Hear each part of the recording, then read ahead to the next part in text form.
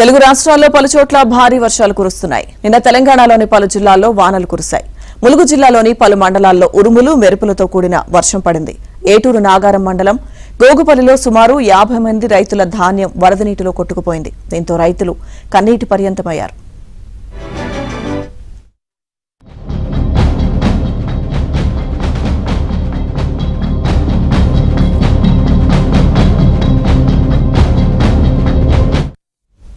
ధాన్యం కొనుగోళ్లు ఇంకా పూర్తి కాకపోవడంతో వారి బాధలు వర్ణనాతీతంగా మారాయి.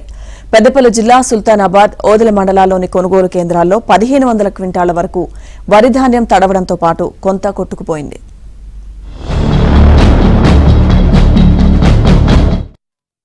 వాతావరణ అనిశ్చితి నెలకొనడంతో ఉత్తర కోస్తాలో క్యూములోనింబస్ మేఘాలు ఆవరించాయి. ఈ ప్రభావంతో పలుచోట్ల పిడుగులు, ఈదురుగాలులతో వర్షాలు కురిశాయి. మామిడి, ఇతర పంటలకు నష్టం వాటిల్లింది. ఏలూరులోనూ ఉరుములు, మెరుపులు, పిడుగులతో కూడిన భారీ వర్షం కురిసింది. మరోవైపు కోస్తా, రాయలసీమలో ఎండ తీవ్రత, ఉక్కపోతతో ప్రజలు ఉక్కిరిబిక్కిరయ్యారు.